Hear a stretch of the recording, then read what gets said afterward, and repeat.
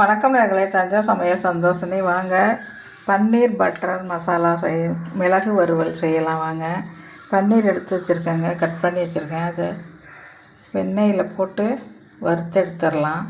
இப்போ இதெல்லாம் நான் வறுத்து வச்சுருக்கேங்க. மிளகு, ஜீரகம், ஒரு 2 கிராம்பு, இந்த பூவு, பட்டை, ஒரு இலை, கொஞ்சம் கொத்தமல்லி, கொஞ்சம் சோம்பு வச்சுருக்கேங்க. மிளகு எல்லாம் இதெல்லாம் வறுத்து வச்சுருக்கேன். அதை பொடி பண்ணிக்கிட்டு வந்துடலாம்.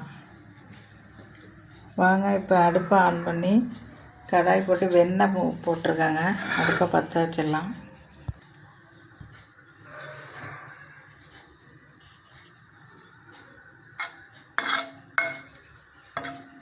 வெண்ணெய் போட்டிருக்காங்க, 1 ஸ்பூனு. இப்போ நம்ம இந்த பட்டரை போட்டு பன்னீரை போட்டு லேசாக வறுத்து எடுத்துடலாம்.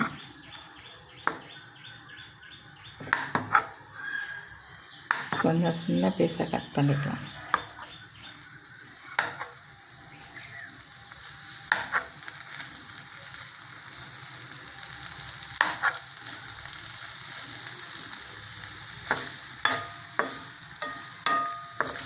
கொஞ்சம் அப்படியே வறுத்து எடுத்துடலாங்க. கொஞ்சம் கலர் வந்தோன்னா நம்ம வறுத்து எடுத்துடலாம்.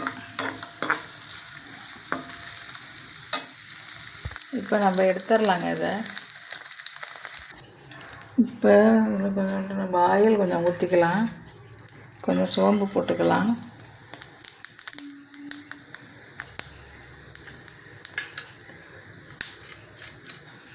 இஞ்சி பூண்டு பேஸ்ட்டு போட்டுடலாங்க.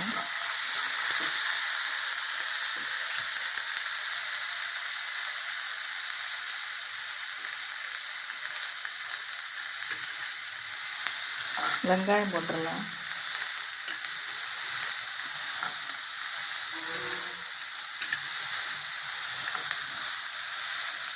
வெங்காயம் நல்லா வதங்கணுங்க. இப்போ நல்லா வெங்காயம் வதங்கிட்டுங்க. இப்போ தக்காளி போட்டுடலாம். ஒரு தக்காளி தாங்க போட்டிருக்கேன் பெருசாக.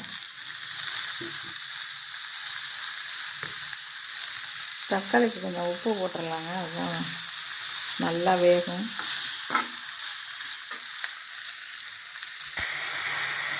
இந்த தக்காளி நல்லா வதங்கிட்டுங்க. மஞ்சள்தூள் போட்டுடலாம். நம்ம இந்த அரைச்சிட்டு வந்த பாருங்க பவுடரு, மிளகு, ஜீரகம், அதையும் போட்டுடலாங்க. அதையும் போட்டாச்சு. தேவையான உப்பு போட்டுக்கலாம். அதில் நம்ம உப்பு போட்டிருக்கோம், கொஞ்சமாக உப்பு போட்டுக்கலாங்க. தேங்காய் அரைச்சி அது கொஞ்சம் போட்டுடலாம். ஒரு மிளகாத்தூள் கொஞ்சம் போட்டுக்கலாங்க.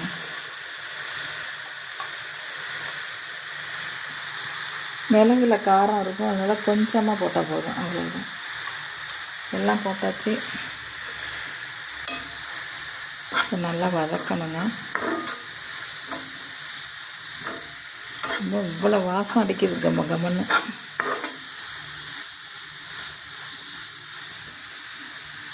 கொஞ்சமாக தண்ணி ஊற்றிக்கலாம்.